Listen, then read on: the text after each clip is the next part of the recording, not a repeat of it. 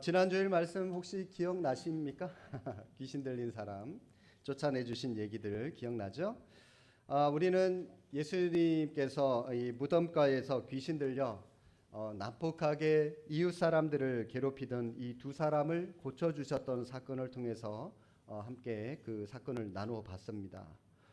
예수님께서 근본적인 문제를 해결해 주셨습니다. 마을의 많은 사람들, 그 사람 때문에 얼마나 많은 고통을 겪었습니까? 힘들어 했습니까? 그럼에도 불구하고 여러분, 이 귀신 들렸던 당사자뿐만이 아니라 사실상 수혜자는 그 마을의 모든 사람들이죠.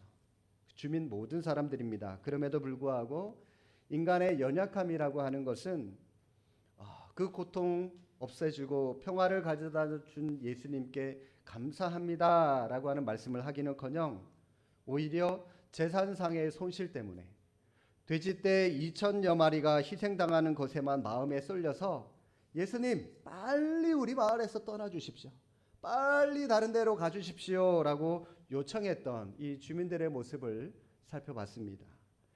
그렇게 예수님이 마을을 떠나셔서 오늘 본문의 1절에 보니까 본 동네라고 소개하는 가버나움으로 들어가십니다. 이 본 동네라고 하는 말은 예수님의 사역의 중심지다라고 하는 그런 말입니다. 여기에 예수님의 사역에 이 본거지를 두고 여기를 중심으로 해서 갈릴리를 왔다 갔다 예루살렘을 왔다 갔다 하시면서 사역을 많이 하신 거죠. 예수님이 가버나움에 들어가셨을 때 이미 예수님이 많은 병자들을 고친 그 사건들이, 거기에 대한 소문들이 이스라엘 전역에 파다하게 퍼져 있었습니다.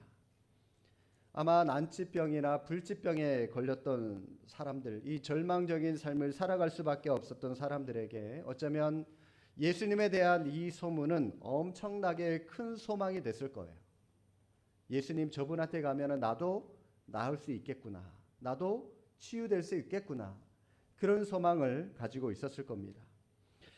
예수님이 어느 집에 들어가셔서 사역을 하고 있을 때 하나님 나라에 대해서, 이 복음에 대해서 아마 설교를 하고 계셨겠죠. 그런데 한 무리의 사람들이 거동조차 하지 못하고 누워있는 한 중풍병자를 침상에 누인 채 예수님께로 데리고 왔는데, 그런데 문제는 오기는 왔는데 사람들이 너무 많아서 예수님이 계신 그 집 안으로 들어가지를 못하는 겁니다. 그래서 같은 사건을 다루고 있는 이 마가복음과 누가복음에 보시면 중풍병자를 메고 온 사람들이 지붕에 올라가서, 그 집 지붕으로 올라가서 지붕을 뜯어내고 침상을 달아내려 중풍병자를 집 안으로 들어가게 했다라고 그렇게 기록하고 있습니다. 당시 유대인들이 살고 있는 집은 오늘날 우리가 살고 있는 이 집처럼 튼튼한 구조의 집이 아니었습니다. 비가 적게 오고요, 또 그리 많이 춥지 않은 지역이기 때문에 그냥 어느 정도 바람만 막을 수 있는 벽만 딱 서 있고요. 그 벽을 위로 해서 얼기설기 이파리나 나뭇잎으로 덮어두는 그런 지붕, 그 정도의 집안 모습의 그 구조였습니다. 많은 사람들 때문에 예수님께 가까이 다가갈 수 없게 되자 이 지붕을 뜯어내고, 지붕으로 올라가서 지붕을 걷어내고 끈으로 침상을 달아내려서 주님 앞으로 가게 했던 것이죠. 이 장면을 여러분 머리로 한번 그림을 그려보십시오. 한번 그 장면을 상상해 보십시오. 예수님이 복음을 전하고 있습니다. 하나님의 나라에 대해서 전하고 계시는데 사람들은 또 그 주님의 가르침에 집중해서 말씀을 듣고 있는데 갑자기 천장에서 막 나뭇잎파리들이 막 두두둑 떨어지기 시작하면서 뭔가 크다란 것이 내려오고 있는 겁니다. 사람들이 이게 뭔가, 저게 뭔가 하고 황당해하고 굉장히 놀랐을 텐데, 그런데 예수님은 당황하지 않고 내려오는 침상을 바라보면서 이렇게 말씀하시죠. 2절 하반절 한번 보십시오. 작은 자야 안심하라, 내 죄사함을 받았느니라. 자, 여러분, 이 죄사함이라고 하는 것에 여러분 볼펜을 가지고 계신다면 한번 체크를 해 두시면 좋겠습니다. 자, 우리가 마태복음 8장에서 마태복음 5장부터 7장까지 예수님께서 이론적으로 산상수훈에 대해서 백성들에게 가르치고 나서 8장부터 실제적으로 그 가르침에 합당한 사역을 메시아로서 왕으로서 예수님께서 사역을 하고 시작하고 계십니다. 자, 그런데 여러분 8장부터 우리가 오늘 9장 초반부의 말씀까지 예수님이 행하신 사역들을 우리가 쭉 살펴보고 있는데 뭔가 좀 느껴지지 않으신가요? 어떤 사람들을 치유하시고 또 어떤 행동들을 사역을 하시고 어떻게 하셨는가 그 대상들을 살펴보면은 뭔가 어떤 느낌이 있을 겁니다. 어떤 느낌이 있냐면 예수님의 사역이 점점 확장되어 가고 있구나라고 하는 것을 우리가 볼 수가 있습니다. 여러분 이 8장 초반부에 보시면 나병 환자를 고쳐주시죠. 처음 나병 환자를 고쳐주실 때 단순히 육신의 질병을 고쳐주는 것으로 시작을 해서 두 번째 누구를 고쳐주시죠?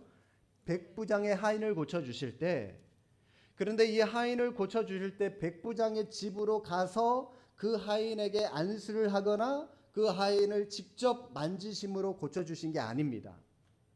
멀리 거리가 떨어져 있어요. 시간도 떨어져 있어요. 시간과 공간을 초월해서 백부장의 하인을 고쳐주신 겁니다. 자, 그리고 나서 쭉 넘어가서 8장 23절부터 보시면은 풍랑을 잔잔하게 하시는 예수님. 자, 이 예수님 어떤 예수님으로 볼 수 있습니까?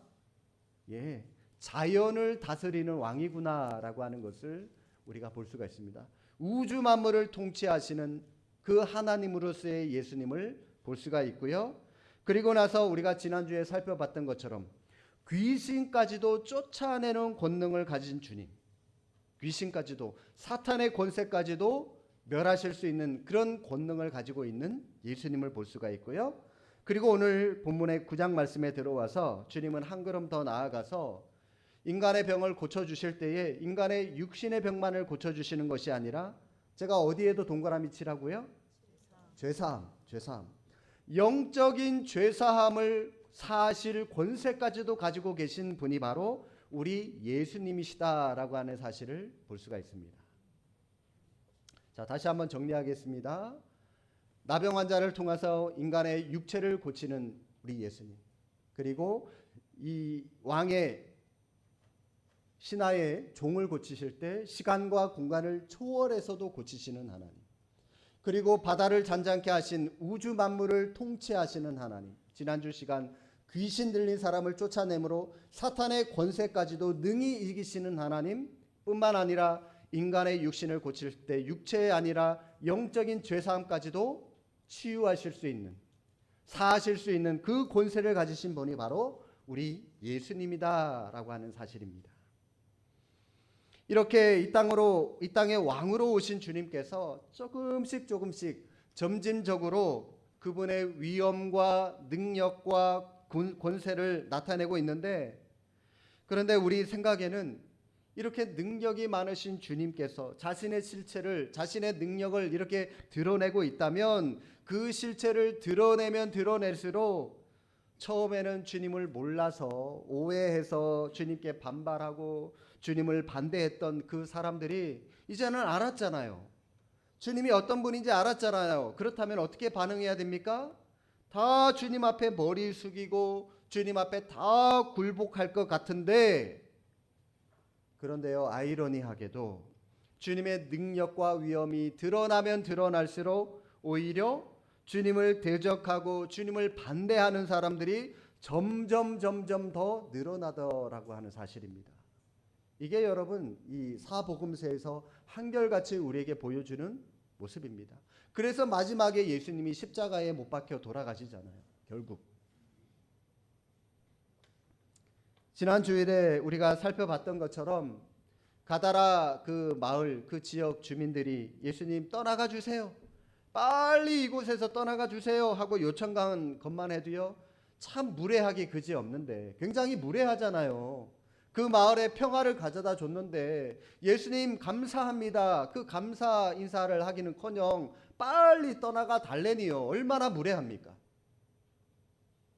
그런데요, 그 당시 종교 지도자에 속했던 서기관들은 오늘 본문의 사건을 보면서 예수님을 향하여 어떤 생각을 하고 있습니까? 3절 말씀 한번 보실까요? 3절 어떤 서기관들이 속으로 이르되 이 사람이 신성을 모독하도다. 야, 이거 신성 모독죄인데 지금 예수님의 그 치유 사역에도요, 지금 말도 되지 않는 이상한 것들을 지금 덜먹이면서 예수님이 신성 모독했다라고 그렇게 생각을 하고 있다는 거죠. 왕으로 오신 예수님을 몰라 보니까 이러한 무례한 생각들을 이 사람들이 지금 함부로 하고 있는 겁니다. 그런데요, 성도 여러분, 이게 영적인 원리예요. 이게 영적인 원리입니다. 내 신앙이 깊어지면 깊어질수록 왕이신 예수 그리스도를 우리가 내 삶 속에서 더 가까이 모시면 모실수록 어떻게 해야 되죠? 우리의 생활이 더 풍요로워지고 풍성해져야 되고 우리 앞에 우리의 길을 가로막고 있는 모든 걸림돌이 다 제거되어야 될 것 같은데, 그런데 현실은 전혀 그렇지 않다는 겁니다. 오히려 믿음으로 교회 안에서 봉사하고 열심히 충성하고 열심히 교회를 섬기면 섬기는 사람일수록 오해를 많이 받고 불신이 많고 반목이 많다는 사실입니다. 제가 여러분들에게 질문을 하나 드리고 싶은데, 혹시 여러분 중에 가정의 평화를 위해서 아내의 눈치 때문에 어쩔 수 없이 여기에 와서 앉아 계신 분, 우리 남편분들이 혹시 계시다면 여러분 한번 대답을 해 보시겠습니까? 살아가면서 여러분 신앙생활 때문에 갈등이 있으시던가요? 갈등 아마 없으실 겁니다. 사탄이 여러분 일하는데 사탄이 대놓고 방해를 하던가요?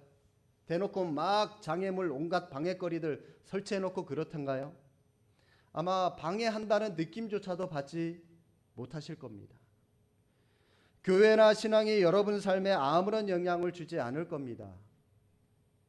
그런데요, 거기서 한 걸음만 조금만 더 나가 보십시오. 조금만 믿음을 가지기 시작하고 기도하려고 애쓰시고 성경 읽기 시작하면은 예전에 없었던 수많은 공격들이 곧바로 막 시작이 될 겁니다. 우리 교회도 마찬가지예요. 우리 교회 뭐 이 정도면 됐어, 이렇게 점잖은 분들이 이 정도 모여서 뭐 예배하는 것만으로도 충분해 하고요, 한 걸음 더 나아가는 것을 중단하고 여기에 그냥 마냥 머물기를 우리가 원한다면 우리 교회도요, 아무런 문제, 아무런 어려움 없어요.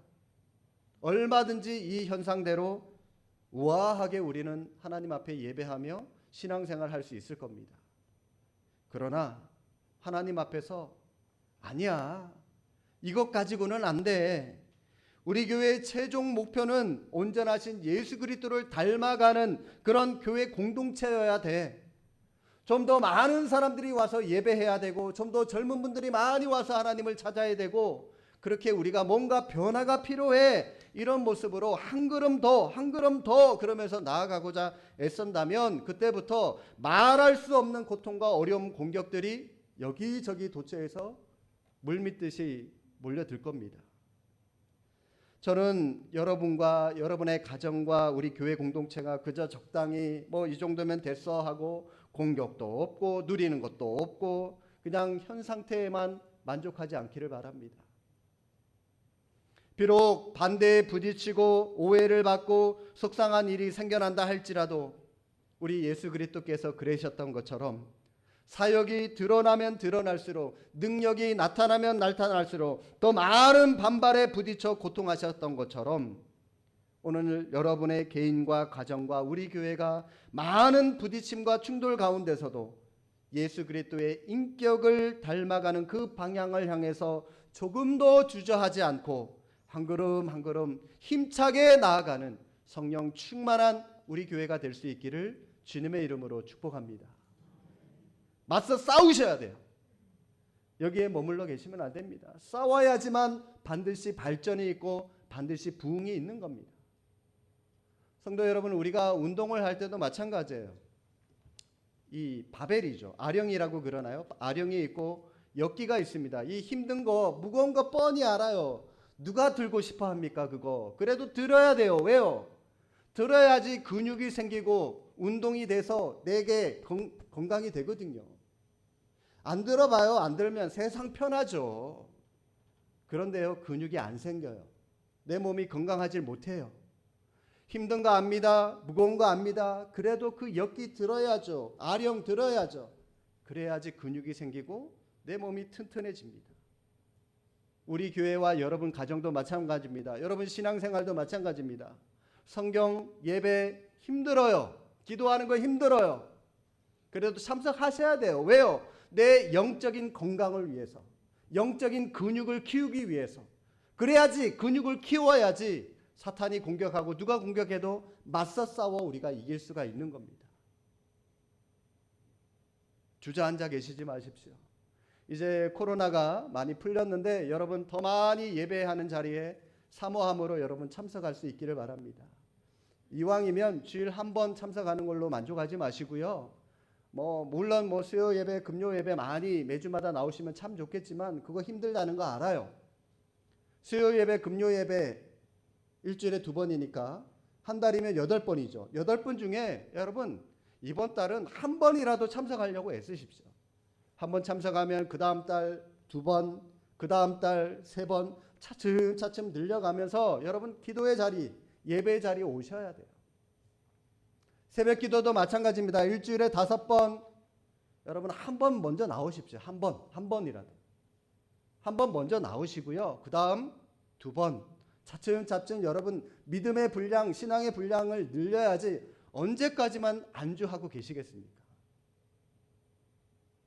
말로만 입으로만 신앙생활을 하지 않기를 바랍니다. 힘들어도 몸으로 하셔야 돼요. 부딪히셔야 돼요. 예수님께서 침상에 누운 중풍병자를 고쳐주시는데 그런데 여러분 굉장히 놀라운 선언을 하고 계십니다. 2절 하반절 다시 한번 보십시오. 작은 자야 안심해라 내 죄사함을 받았느니라. 중풍병자 입장에서 이 주님의 말씀을 한번 생각해 보십시오. 얼마나 황당했을까요? 자기는 그냥 사람들이 데려다줘서 병 고치러 왔는데 죄사함을 받았다는 겁니다. 주님의 이 말씀 속에는 어떤 의미가 담겨 있는 거죠? 너의 육신의 질병이 너의 죄 때문이야 라고 하는 이 뉘앙스가 이 주님의 이 말씀 가운데 있는 겁니다. 아마 저 같으면 굉장히 기분 나빴을 것 같아요. 아니 주님, 병이나 고쳐주시지 무슨 쓸데없는 그런 소리 하고 계십니까? 막 예수님께 대들었을 것 같아요. 그런데 중풍병자는 전혀 그런 마음을 예수님께 표현하지 않았습니다.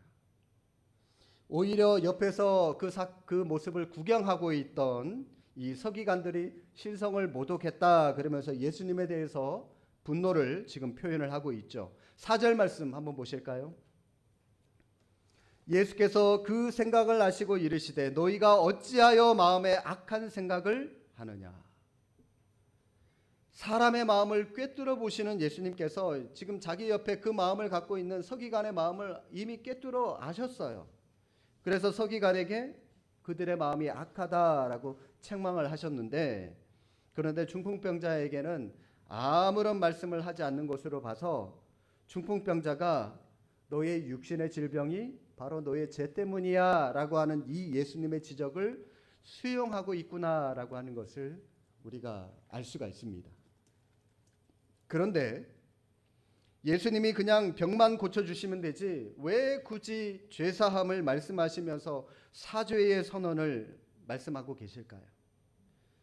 중풍병이 낫는 것보다 이 사람에게 있어서 죄사함을 받는 것이 더 시급하다는 겁니다. 지금 잘 먹고 잘 사는 것보다 건강하고 행복한 것보다 더 중요한 것은 구원받는 겁니다. 죄사함 받는 것이 더 시급하다라고 하는 것을 예수님께서는 말씀하고 싶으셨던 거예요.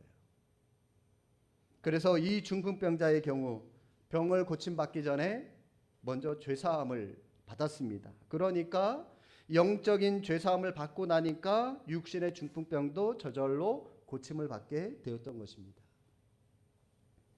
그런데 성도 여러분, 우리가 예배드리는 가운데 죄사함을 선언하시는 이 주님의 선포가 오늘 우리의 삶 속에서 경험되어지기 위해서는, 즉 이 죄 문제가 해결되기 위해서는 죄가 무엇인지 우리는 정확하게 알아야 됩니다.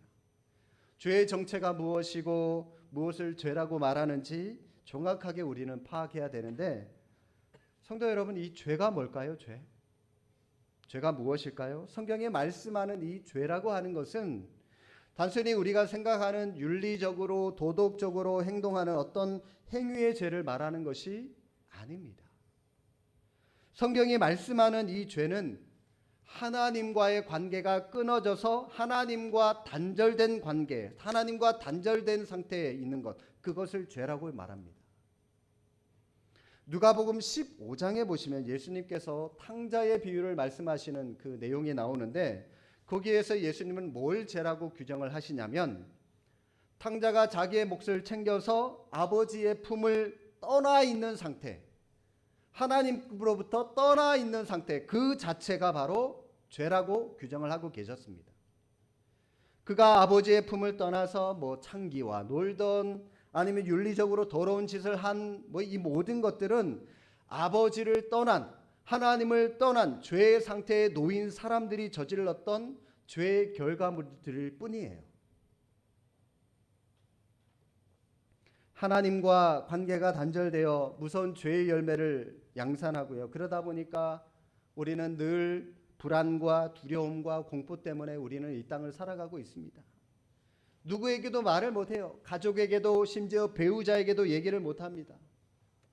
낮 시간에는 분주하게 활동한다고 적당히 묻혀서 그 아픔들이 드러나지 않는데, 고요한 밤이 되어서 침대에 누우면은 말로 닿을 수 없는 공포와 두려움과 죄책감으로 마음이 서서히 짓눌려지기 시작합니다. 잠을 이루지 못해요. 그래서 수면제의 도움을 받아야만 잠을 청할 수밖에 없는 이러한 초라한 자리에 빠져 있는 우리, 바로 이게 죄의 상태에 빠져 있기 때문에 이런 일들이 일어나는 거죠. 바로 이런 우리를 위해서 하나님과의 관계가 어그러져 버린 이러한 죄의 상태에 빠져 있는 우리, 이 모든 것들을 청산하는 것, 이것이 바로 오늘 예수님이 말씀하신 내 죄사함을 받았느니라 라고 하는 말씀의 의미입니다. 제가 어떤 목사님의 설교를 들으니까 그 목사님이 예수님이 베드로에게 베드로가 질문하죠. 주님 몇 번, 7번 용서해 줄까요? 하니까 예수님께서 뭐라고 대답하시죠? 7번이 아니라 7번을 70번까지라도 용서해 줘라 라고 하는 그런 대목을 가지고 설명을 하고 계시던데, 사실 7번을 70번까지 용서를 한다는 이 말은 무한대로 용서하라는 말입니다. 77에 49 해서 490번까지 용서하고 491번부터는 용서하지 마라, 이런 숫자적인 개념의 말이 아니에요. 무한대로 용서해라, 지금 그 말입니다. 이 목사님이 이 말씀을 가지고 참 재미있는 비유를 들어서 설명을 하시던데, 이 목사님 가정에 자녀들이 있는데 애들이 어렸던 것 같아요. 애들이 어리면 이 부모에게 자꾸 뭔가를 확인하고 싶어 합니다. 그래서 아이들이 맨날 사모님께 묻는데요. 엄마는 이 세상에서 누구를 가장 사랑하세요? 그렇게 묻는 아이들의 그 심리가 뭡니까? 너야, 너를 제일 사랑해. 바로 그 대답 듣고 싶어 하는 거잖아요. 그죠? 그런데 이 사모님이 참 교육을 아셨던 분인 것 같아요. 그렇게 매번 아이들이 물을 때마다 사모님은 예외 없이 이렇게 대답을 했다고 합니다. 나는 이 세상에서 네 아빠를 제일 사랑해. 그리고 나서 그 다음에 너희들을 똑같이 사랑한단다 라고 이렇게 이 얘기를 했다는 거예요. 사실 대부분의 부모님들이 다 그렇게 말씀을 하실 텐데, 그러면 목사님이 옆에서 그 소리를 듣고 참 기분이 좋다는 거예요. 우리 아내가 나에 대해서 저렇게 얘기를 해주니까, 말해주니까 참 고맙다, 그렇게 생각을 하는데, 그런데 목사님이 하시는 말씀이 듣기는 좋은데 그 사모님의 말이 거짓말이라고 하는 것을 뻔히 자기는 다 안대요. 아무리 생각을 해봐도요, 사모님이 아이들보다 자기를 더 사랑하는 것 같지가 않더라는 겁니다. 그래서 왜 그렇게 생각하냐 그러니까, 자기가 보기에 사모님이 아이들에게는 아이들이 지은 잘못에 대해서, 아이들이 지은 죄에 대해서 7번을 70번까지라도 용서를 해주는데 자기한테는 전혀 그런 용서가 없다는 거예요. 이거 실수하면 왜 그렇게 했냐고 야단치고, 저거 잘못하면 왜 또 저렇게 했냐고 야단치고, 허구한 날 자기는 혼나는 게 일이래요. 그러면서 이 목사님이 하시는 말씀이, 내가 누구를 얼마만큼 사랑하느냐, 이 문제는 내가 그 사람을 얼마만큼 용서할 수 있느냐, 여기에 달려 있다라고 그렇게 말씀을 하시더라고요. 저는 정말 일리가 있는 말씀이다라고 하는 생각이 들었습니다. 내가 누구를 사랑한다, 내가 너를 하늘만큼 땅만큼 사랑한다라고 하는 이 표현 속에는 뭐가 담겨 있습니까? 내가 너를 하늘만큼 땅만큼 용서하겠다라고 하는 그 사람의 마음도 그 사랑 안에 포함되어져 있다라고 하는 거죠. 용서도 하지도 않으면서 사랑한다라고 하는 말은 거짓말이라고 하는 말이죠. 그런 의미로 놓고 보면 예수님이 오늘 우리에게 요구하셨던 이 7번을 70번까지라고 용서하라라고 하는 이 용서의 법칙이 이 세상에서 딱 한 관계에만 성립된다라고 하는 것을 볼 수가 있습니다. 어떤 관계에서만 이 용서의 법칙이 성립이 될까요? 바로 부모와 자식 간의 관계에서만 이게 허용이 됩니다. 이 관계에서만 7번을 70번까지 무한대의 용서가 가능하고, 나머지 다른 관계들은요 아무도 가능하지 않습니다. 여러분이 저를 7번 70번씩 저를 그렇게 용서해 주실 수 있으신가요? 많이 생각하지 마십시오. 저는 전혀 그렇게 용서해 주리라고 기대하지 않습니다. 반대로 제가 여러분을 그렇게 무한대로 용서할 수 있을 것 같습니까? 역시 기대하지 마십시오. 저도 용서하지 못할 것 같아요. 이 세상에 오직 딱 한 관계, 오직 부모와 자식 간의 관계에만 이게 가능하다는 겁니다. 제가 왜 이 부모와 자식 간의 관계를 이처럼 강조를 하느냐면, 온 우주의 주인 되신 하나님이, 오늘 이 천하 만물을 다스리시는 그 하나님이 나와 하나님 사이를 규정 지을 때 어떻게 규정 짓느냐면, 우리를 하나님의 종으로, 하나님의 자녀, 이 하인으로 보는 것이 아니라 아버지와 자식의 관계로 자리매김하기를 원하신다라고 하는 겁니다. 많은 호칭들 가운데 하나님을 아버지라고 불러라. 우리 예수님의 버전으로 보면 하나님을 뭐라고 하죠? 아빠, 아버지. 하나님을 아빠라고 불러라 라고 말씀을 하시죠. 우리가 하나님을 아빠라고, 아버지라고 부르는 이 호칭 속에는 뭐가 담겨 있냐면, 내가 너의 모든 죄악을 무한대까지 용서해 줄 준비가 되어 있다, 내가 그만큼 너를 사랑한다 라고 하는 것이 그 호칭 가운데 포함되어져 있다라고 하는 겁니다. 오늘 7번을 70번까지 용서해 줄 수 있는 대상은 이 세상에 딱 두 대상밖에 없습니다. 날 낳아주신 내 부모님하고 살아계신 하나님하고, 오늘도 나를 구원해 주신 예수 그리스도의 십자가를 통해서 사랑의 극치, 용서의 극치를 보여주신 하나님 아버지께서 자녀인 우리를 향하여 이렇게 말씀하고 계세요. 7번을 70번까지라도 내가 너를 용서할 수 있어. 무한대로 내가 너를 용서할 수 있어. 저는 오늘 예배하는 가운데 여러분의 내면의 모든 죄책감과 모든 상한 마음들이 이처럼 우리가 주님의 자녀이기 때문에 주님의 이름으로 치유되는 은혜가 있기를 주님의 이름으로 축복합니다.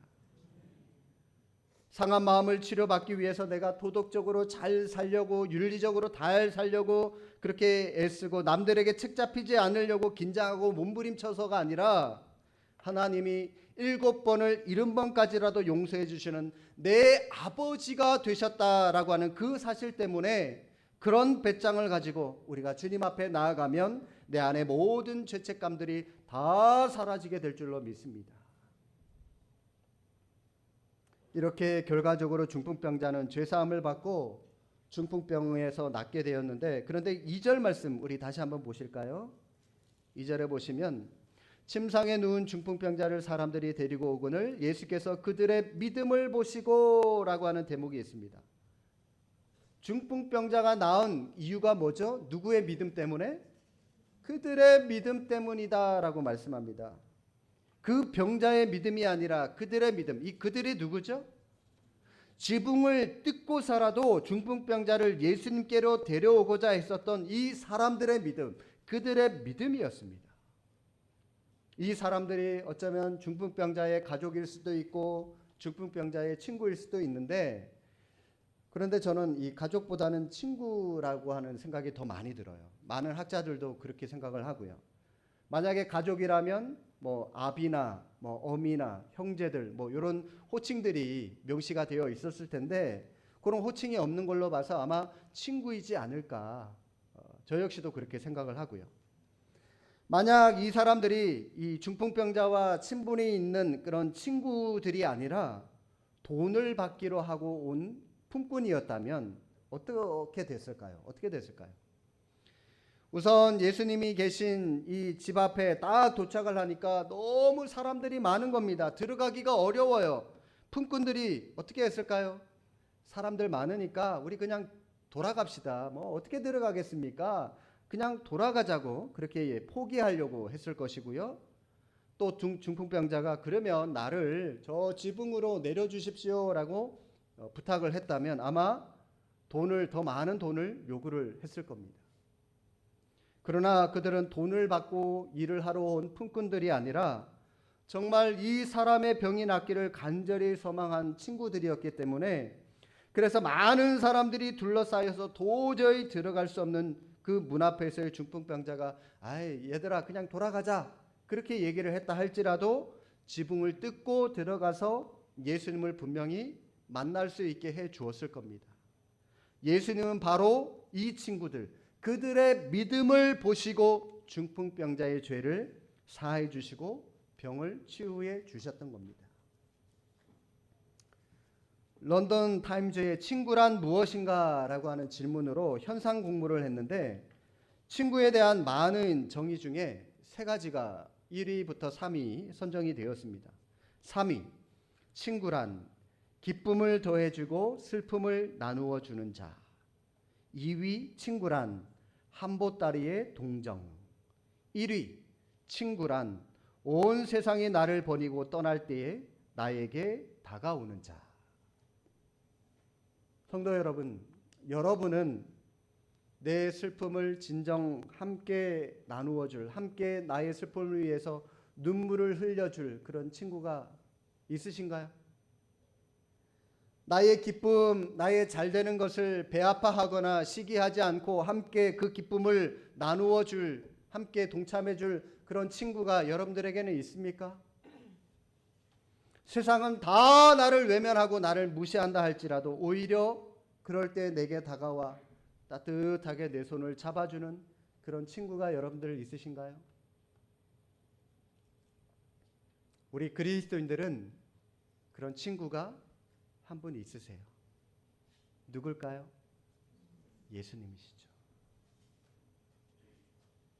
요한복음 15장 13절 14절에 이렇게 말씀합니다. 사람이 친구를 위하여 자기 목숨을 버리면 이보다 더 큰 사랑이 없나니 너희는 내가 명하는 대로 행하면 곧 나의 친구라. 자기 목숨을 버릴 만큼 큰 사랑을 실천한 친구 누굽니까? 바로 예수 그리스도, 그분이 우리에게 있습니다. 예수님이 분명히 말씀하셨어요. 너희는 나의 친구다. 사랑하는 성도 여러분, 이 세상의 모든 사람들이, 불신자들이, 이 세상이 예수님 때문에 우리를 욕하고 우리를 비난하고 우리에게서 등을 돌린다 할지라도 여전히 우리 곁에 남아 계신 분, 우리의 죄를 사하시려고 묵묵히 십자가를 지신 분, 우리를 살리시기 위하여 목숨까지도 아끼지 아니하신 분, 그 예수 그리스도, 그분만이 우리의 친구가 되시고 우리는 그분의 친구가 된 줄로 믿습니다. 우리의 친구 되신 주님이 제3의 권세를 가지시고 그 권세로 우리를 의롭다고 칭해 주셨습니다. 이 시간 다시 한번 친구 되신 주님과 영적으로 깊은 교제가 있으시기를 바랍니다. 그로 말미암아 죄와 사탄으로부터 능히 승리하는 저와 여러분의 삶이 될 수 있기를 주님의 이름으로 축복합니다. 기도하겠습니다.